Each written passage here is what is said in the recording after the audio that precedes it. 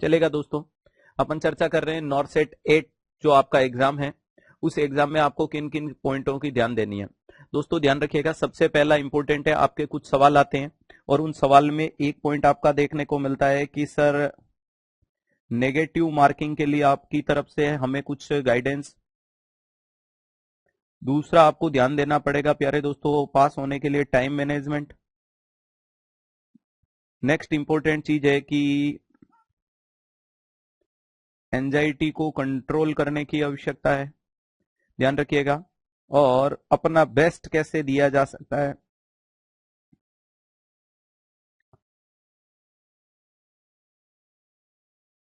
Best performance के बारे में, क्वेश्चन कितने अटेम्प्ट करें, और एग्जाम का सेफ जोन क्या बनने वाला है।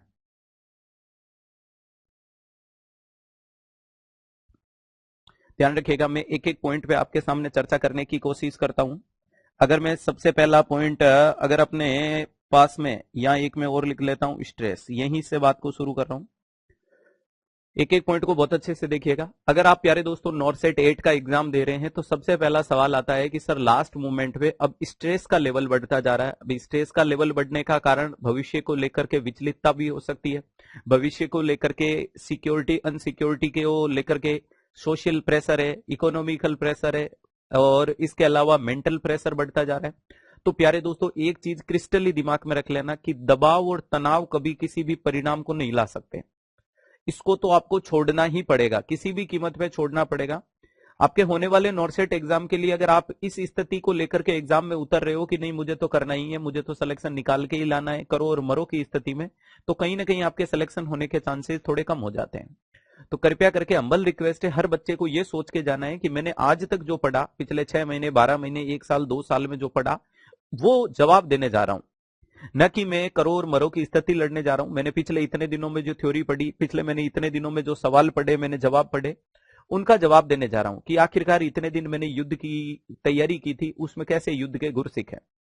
सर इस तनाव को कम करने का कोई तरीका, तो खुद को व्यस्त करें। एग्जाम का मोमेंट लास्ट आपके 48 से 72 घंटे बहुत ज्यादा क्रूशियल होते हैं। बहुत क्रूशियल का मतलब मल्टीपल थॉट दिमाग में आते हैं कि इधर ट्रेवलिंग भी करना है, सेंटर पे पहुंचना भी है, होटल भी ढूंढनी है, खाने का इंतजाम भी करना है, होटल से एग्जाम हॉल कैसे पहुंचना है, उसके अलावा मल्टीपल चीजें आती रहती है। सोशल मीडिया के ऊपर बहुत सारे रूमर्स आते रहेंगे, ये पीडीएफ पढ़ लो, इससे क्वेश्चन छप जाएगा, बड़े बड़े थंबनेल दिख जाएंगे, बड़े बड़े यूनिक आइडियाज आपको मिल जाएगा। तो पहली बात, आप उसी आइडिया पे काम करो जो आपने आइडिया प्रिपेयर किया था।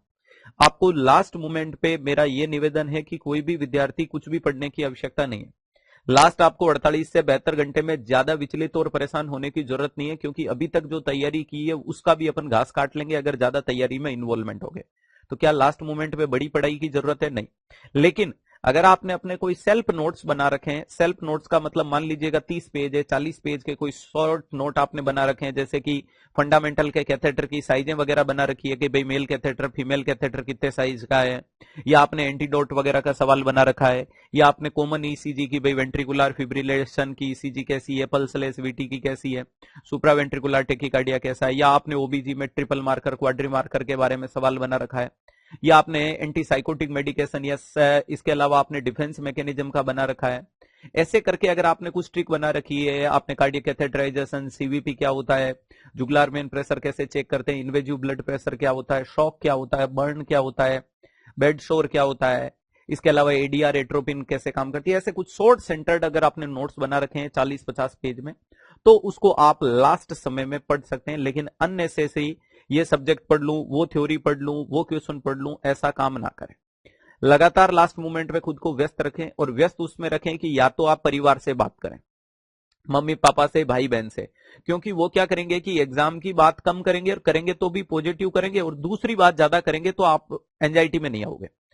कोशिश करें कि आप उस दोस्त से बिल्कुल बात नहीं करें लास्ट मोमेंट पे जो बहुत ज्यादा नेगेटिव किस्म का है। नेगेटिव किस्म का मतलब जो लगातार एक ही बात करता है, यार कहां होगा, सीटें कम है, अपना नहीं होगा, ये नहीं, उन लोगों से दूरी बनाएं। पॉजिटिव दोस्त से बात करें जिससे आप लगातार करते हो, जैसे कल भी की थी, परसों भी की थी, 15 मिनट पहले भी की, उस दोस्त से जरूर बात करें। वो आपको हमेशा बोलेगा कि यार अपनी तैयारी अच्छी है, अपना सिलेक्शन होगा। माता पिता से बात करें, नहीं है तो कोई मूवी देख ले, कोई गाने, मूवी देखो तो कोई ऐसी ही मोटिवेशनल मूवी देखना जो आप में एक ऊर्जा का संचार कर दे। जैसे कि आप 12th फेल मूवी देख लेना तो आपको एक अलग ही लेवल का जोश आ जाएगा। समझ पा रहे हो?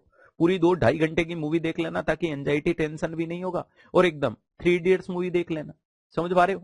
ऐसी कुछ चीजों को देखने की कोशिश करना। चंदू चैंपियन वाली मूवी देख लेना ताकि आपको ऐसी मूवी जो आप में एक नई ऊर्जा का संचार करे।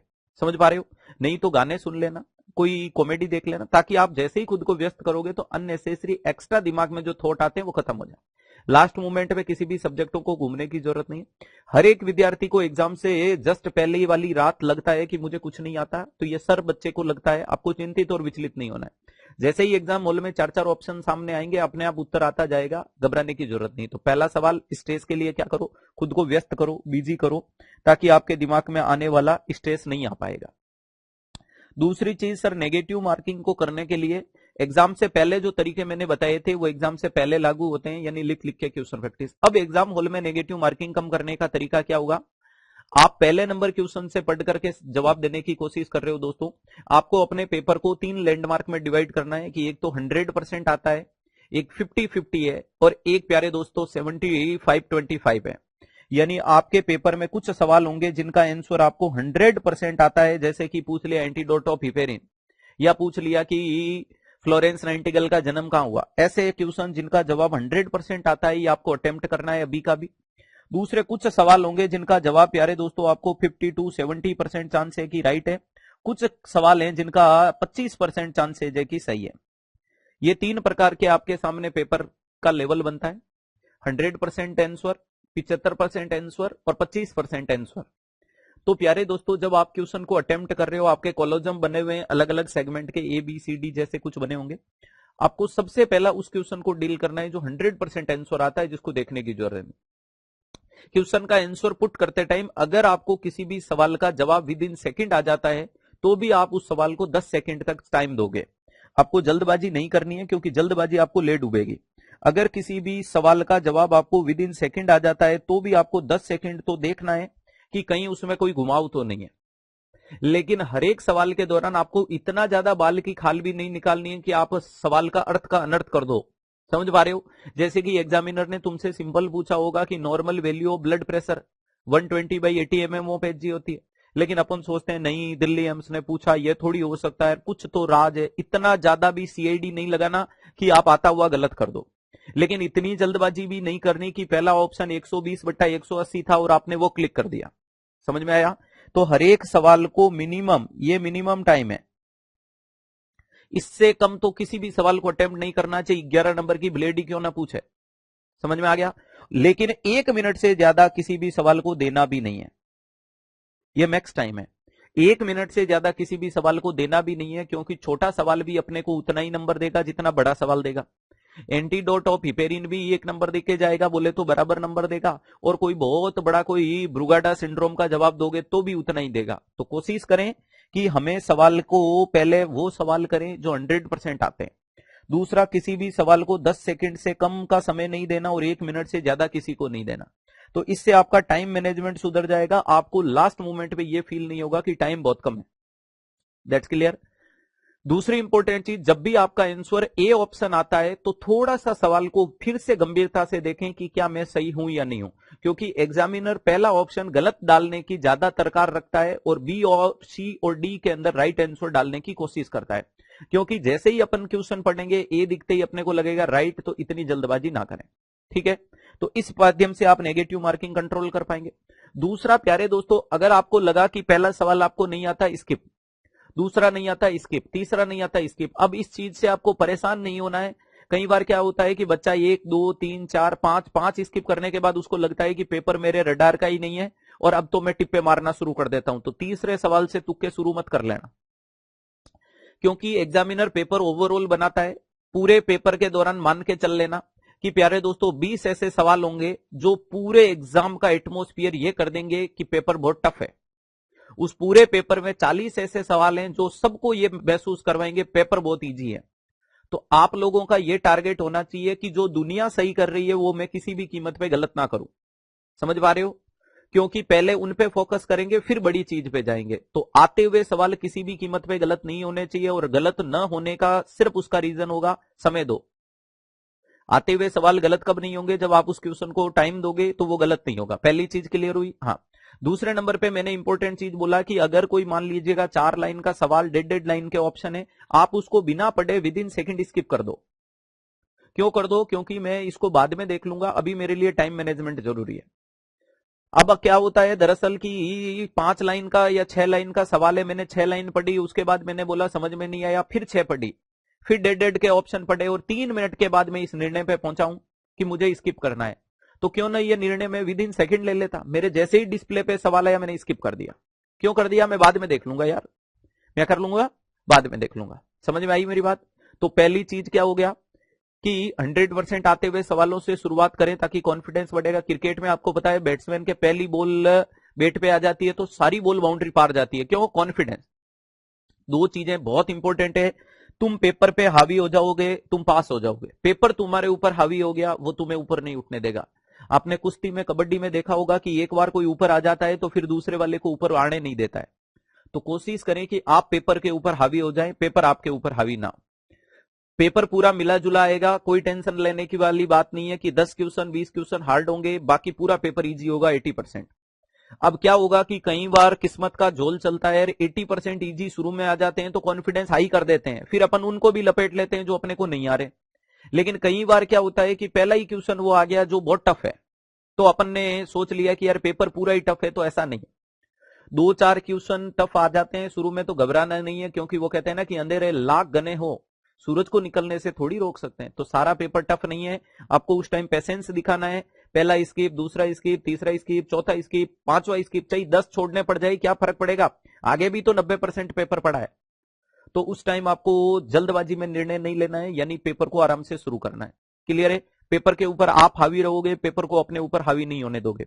टाइम मैनेजमेंट के लिए मैंने बोल दिया 10 सेकंड से कम किसी सवाल को समय नहीं दोगे और 1 मिनट से ज्यादा किसी को नहीं दोगे। एंजाइटी और स्ट्रेस को कंट्रोल करने का तरीका हो गया अननेसेसरी लास्ट मोमेंट पे पन्ने नहीं पलटने कि ये पढ़ लूं, वो पढ़ लूं, वो पढ़ लूं, क्योंकि लास्ट मोमेंट पे इतनी ग्रुपों में पीडीएफ आएगी कि ये इमेज बेस वो पढ़ लो, उसको वो पढ़ लो। नहीं, हमने जो पढ़ा वो सफिशिएंट है। आपको खुद के ऊपर ये लाइन रखनी है कि I am best and I can do it. अरे ध्यान रखिएगा, I am best and I can do it.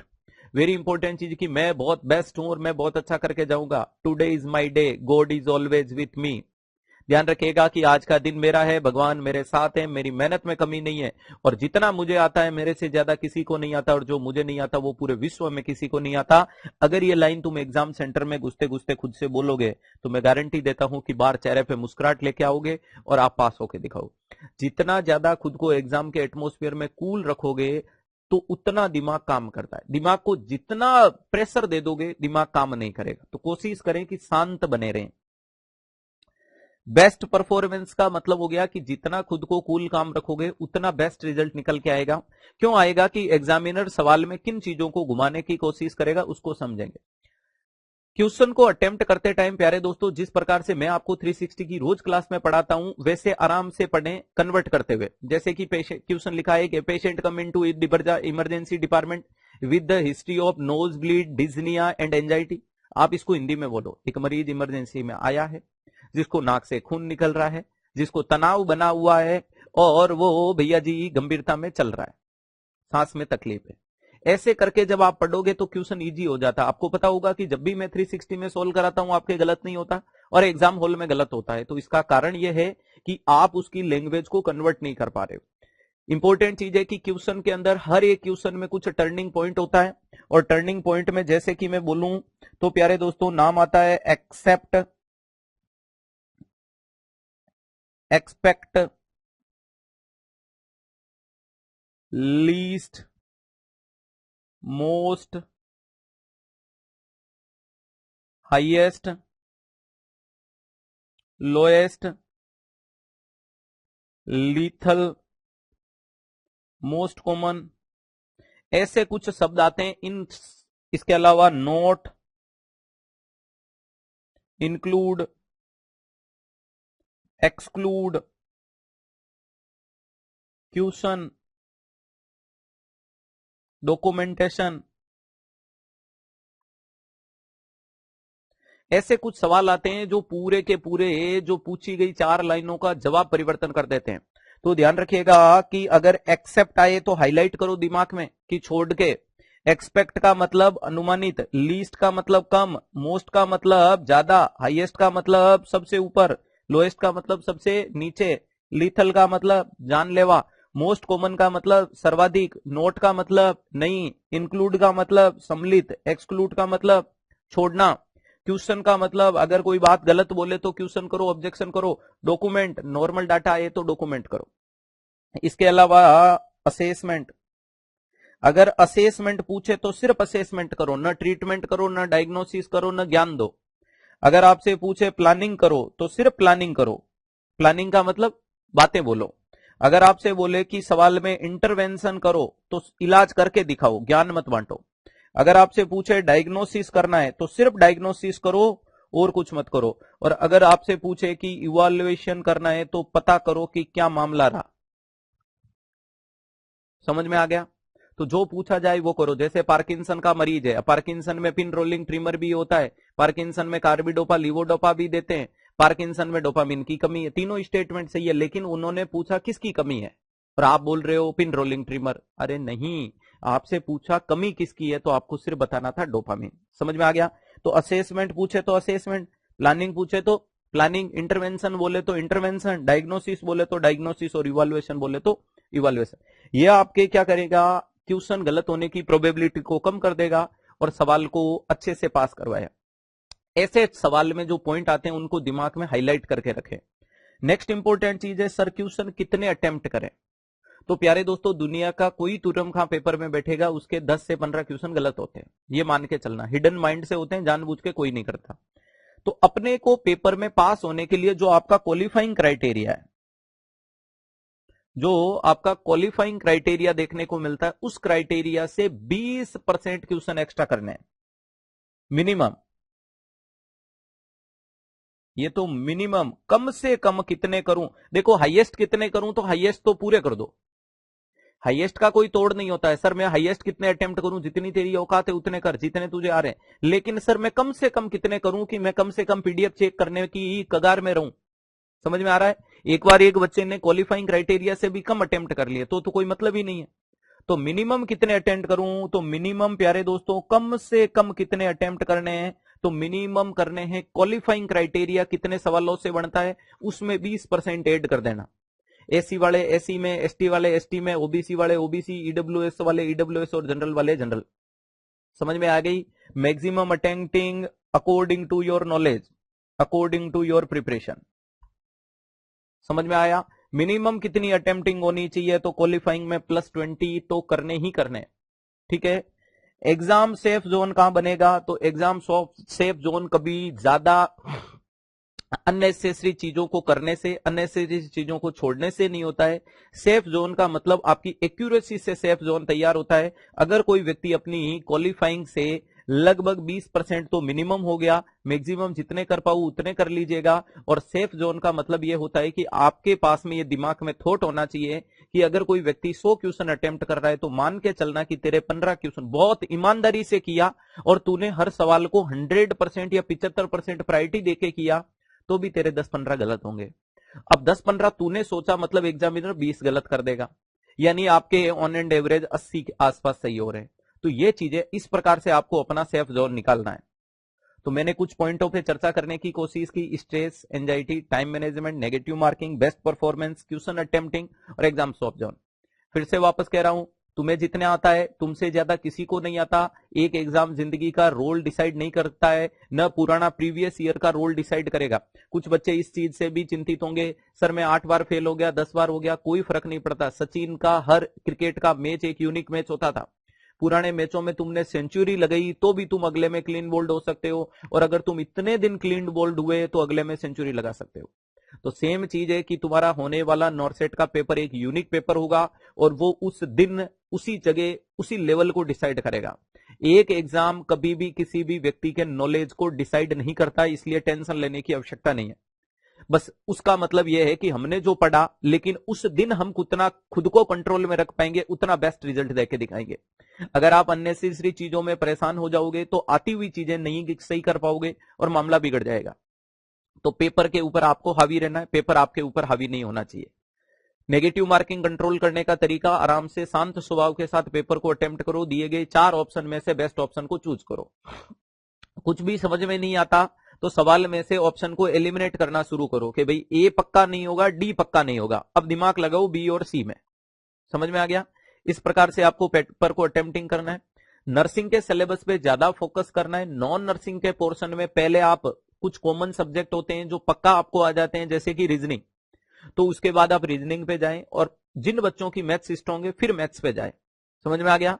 पूरा पेपर हर एक विद्यार्थी के लिए कंप्लीट करना कोई टास्क नहीं होना चाहिए। पूरा कंप्लीट का टास्क का मतलब ऐसा मत सोच के जाना कि मैं तो एक भी क्वेश्चन नहीं छोड़ूंगा, ऐसा नहीं है। कुछ क्वेश्चन 2-4 छोड़ोगे तो भी कोई फर्क नहीं पड़ने वाला। समझ में आ गया? तो अपनी तरीके से पेपर को डिसाइड करना है, अपने तरीके से जवाब देना। मैं फिर कह देता हूं, पूरा पेपर टफ नहीं आएगा। पेपर में सिर्फ 10 क्वेश्चन ऐसे आएंगे जो हवा बढ़ा देंगे कि पेपर बहुत टफ है, लेकिन उस पेपर में 40-50 क्वेश्चन ऐसे भी आएंगे जो लगेगा कि easiest question of the paper है। अब आपका नजरिया 50 पे होना चाहिए, न कि 10 पे होना चाहिए। 10 को देख लोगे तो आपको पूरा पेपर दिखेगा ही नहीं, क्योंकि अपन नेगेटिविटी को देख लेते हैं तो पॉजिटिविटी छुप जाती है। मेरा कहने का मतलब है तुम पॉजिटिव एस्पेक्ट को देखो, नेगेटिव को नहीं देखना। आपको उस टाइम उस चीज से खुश होना है कि 50 कितने इजी आए। समझ में आ गया? तो अननेसेसरी चीजों में नहीं घुसे, और तुमसे ज्यादा मुझे विश्वास है मेरे दोस्तों कि तुम कर जाओगे। हमने जो मेहनत की है, हमने जो संघर्ष किया है, हमने जो अपना डेडिकेशन दिखाया है, उसका परिणाम निकलेगा। ध्यान रखिएगा, अपने चेहरे पे मुस्कुराहट रखिएगा, क्योंकि ईश्वर का दिया कभी अल्प नहीं होता। जो बीच में टूट जाए वो संकल्प नहीं होता। हार को अपने लक्ष्य से दूर ही रखना मेरे दोस्तों, क्योंकि जीत का कोई विकल्प नहीं होता। और तुम पहले भी विजेता थे, तुम आज भी विजेता हो, तुम आगे भी विजेता रहोगे। और ये 360 डिग्री जो नाम है ना प्यारे दोस्त, ये अलग ही खुद में मोटिवेशन कर देता है, अलग ही जोश जुनून पागलपन ले आता है। तो क्या तुम थक जाओगे? क्या तुम हार जाओगे? क्या तुम रुक जाओगे? नहीं। अरे जाते टाइम माता पिता का आशीर्वाद लेके जाना, धुआं धुआं करके आओगे, ये मेरी गारंटी है। एग्जाम सेंटर जो एग्जाम का टाइमिंग है उससे घंटे भर पहले पहुंच जाना, ताकि अड़बड़ाहट नहीं हो, घबराहट नहीं हो, परेशानी नहीं हो। दूसरी इंपॉर्टेंट चीज है, हल्का फुल्का नाश्ता करके जाना है। ज्यादा भी ठूस ठूस के नहीं खा लेना है कि वॉमिटिंग हो या फिर प्यारे दोस्तों आपको एग्जाम में नींद आना शुरू हो जाए। लेकिन हल्का नाश्ता जरूर जरूर करके जाना है। एग्जाम सेंटर में घुसने से पहले कुछ मीठी चीज जरूर खाएं, क्योंकि ग्लूकोज आपके ब्रेन को स्टिमुलेट करेगा, आपको एनर्जी लेवल देने का काम करेगा। एग्जाम से पहले कोशिश करें कि आप कम से कम 8 घंटे की नींद निकाल के जरूर जरूर जाएं। अब क्या होता है कि सर नींद आती नहीं है, कोई बात नहीं, अपने को सोना जरूर है।